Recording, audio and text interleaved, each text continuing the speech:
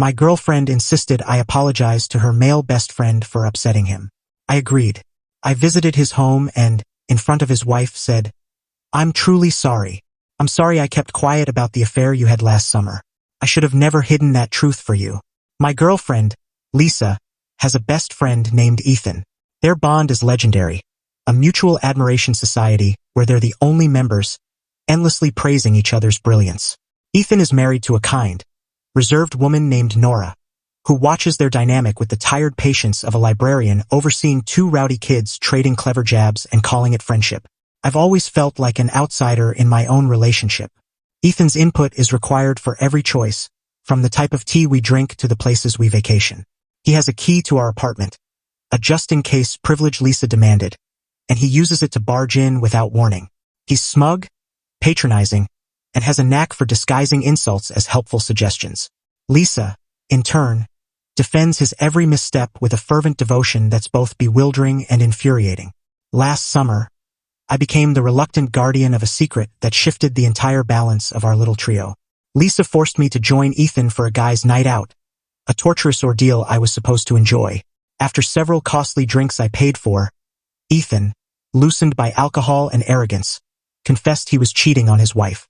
He chuckled about it, reveling in the thrill of his betrayal.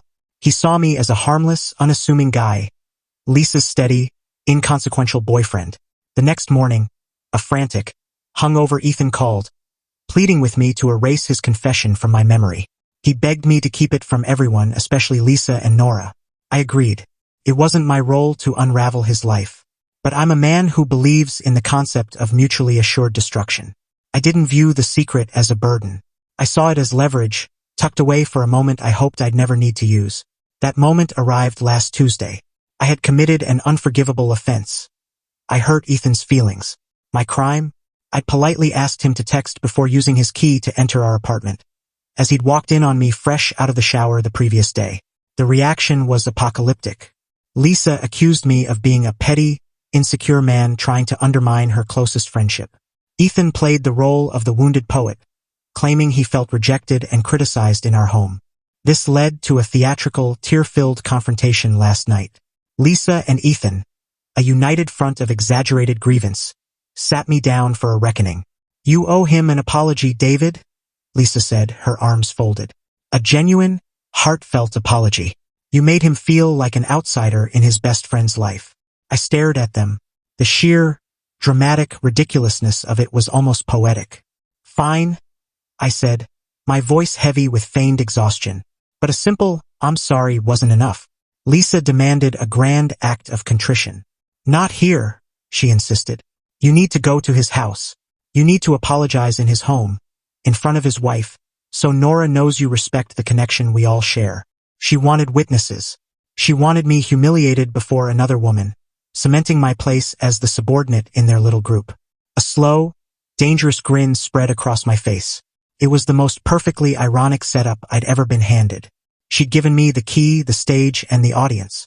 "Okay," I said, my tone dripping with mock defeat. "I'll go to his house and apologize. It's the right thing to do." Lisa's face lit up with victorious satisfaction. Ethan smirked, basking in his triumph. They thought they were about to witness my capitulation. They had no idea they were about to star in a public reckoning. Update 1. The apology was set for Saturday evening. Lisa spent the 2 days prior coaching me on what to say, a masterclass in self-important drivel. I was to admit my jealousy, laud Ethan's unwavering loyalty to our relationship, and vow to be more welcoming and trusting moving forward. I nodded along, memorizing my lines like an actor preparing for a performance. On Saturday, I made one critical call before we left. I phoned Nora, Ethan's wife. "Hi, Nora, it's David," I said, my voice warm with calculated friendliness. "Just checking we're still good for 7 tonight. I really want to clear things up with Ethan and ensure we're all on the same page. It's so important to me that we're one big, happy family." Nora, a genuinely warm person, sounded delighted. "Of course, David, we'll see you then." My audience was secured. We arrived at their house at 7 sharp. Lisa was practically buzzing with smug anticipation. She was about to see me humbled. Ethan opened the door, his face radiating magnanimous forgiveness. He was ready to graciously accept my groveling. Nora welcomed us in, offering drinks, unaware of the drama about to unfold. We gathered in their living room. The air was heavy with tense expectation. Lisa gave me a sharp nod, signaling the start of the performance. I stood and faced Ethan. I took a deep, dramatic breath. "Ethan," I began, my voice thick with rehearsed sincerity. "We're here because I owe you an apology. I've been unfair and haven't been a true friend to you." Lisa beamed. Ethan puffed up, ready to receive his victory. "You've been a constant in our lives," I continued, turning to include Nora in my gaze. "And I haven't always valued the bond you share with Lisa. For that, I'm truly sorry." I stepped to the center of the room, near the fireplace. Then I did it. I dropped to one knee. Lisa let out a small gasp, thrilled by what she thought was my ultimate surrender. But I didn't look at Ethan. I locked eyes with Nora, her kind, unsuspecting face. "Nora," I said, my voice now clear and resolute. "My real apology is to you, because the worst thing I've done, the biggest mistake, was keeping a secret from you." Nora's smile wavered, confusion creeping in. Ethan's face froze. Lisa looked like she'd been struck. "I'm so sorry, Nora," I said, my voice now raw with conviction. "I'm sorry I didn't tell you about the affair Ethan had last summer with a woman from his PR firm. I'm sorry I didn't tell you about the hotel rooms he paid for in cash or the burner email he boasted about. He told me everything one drunken night and made me swear to keep it secret. And I did. I should have never kept that from you. That was my failure as a friend, and I'm begging your forgiveness." The silence that followed was absolute, a vacuum where sound itself seemed to die. It was the quiet of a bomb exploding in a sealed vault. Nora stared at me, her face blank with shock. Then, slowly, she turned to her husband. Ethan was ghostly pale, his eyes wide with primal fear. Lisa broke first. "What are you doing?" she screamed, leaping to her feet. "He's lying. He's making this up to spite me." I didn't even glance at her. I stayed on one knee, my eyes fixed on Nora. I pulled out my phone and opened a single screenshot, holding it out for Nora to see. It was from the morning after Ethan's confession. After he begged me to stay silent, I'd sent him a text to lock in a record. The message read, "I won't tell anyone about your affair, but you owe me." His reply was short and damning. "Thanks, man. It's done. Never mention it again." Nora looked at the screenshot. She saw her husband's name on the screen. And in that moment, she knew. She knew it was true. I stood. I surveyed the chaos I'd unleashed. Lisa was shrieking at me. Ethan was stammering, trying to cobble together a denial that would never hold. And Nora? Nora sat silently, a single tear tracing down her cheek. "My apology is done," I said quietly. Then I turned, walked out, and shut the door on the explosion. Update 2. The immediate fallout was a frenzied battle fought through texts and voicemails. I drove home, blocked Lisa's and Ethan's numbers, and watched the chaos unfold from afar. The first wave came from Lisa's friends, no doubt rallied by her hysterical calls from Ethan's driveway. Their messages were a mix of outrage and bewilderment. "What you did was cruel, David. Why would you invent such a story?" I responded to each with the same devastating weapon. The screenshot of my text exchange with Ethan. No explanation, just the image. The angry messages stopped abruptly, replaced by silence. The truth is a powerful silencer. The second wave came from Lisa, through a flurry of desperate emails. Her tone cycled through the stages of grief for her relationship. First, denial. "You're a liar, and I'll never forgive you for this disgusting fabrication." Then anger. "I hope you're proud of yourself. You've destroyed everything." Then bargaining. "If you admit you made it up, we can still fix this." Then despair. "I can't believe this is happening." Finally, a warped acceptance.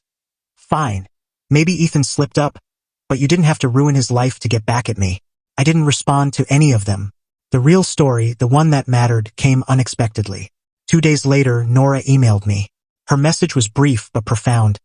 "David, I don't know whether to thank you or resent you, but you told me the truth, which is more than my husband has done in a year. I found the hidden bank statements. It was all true. He's not living here anymore. I've hired a lawyer. I just wanted you to know.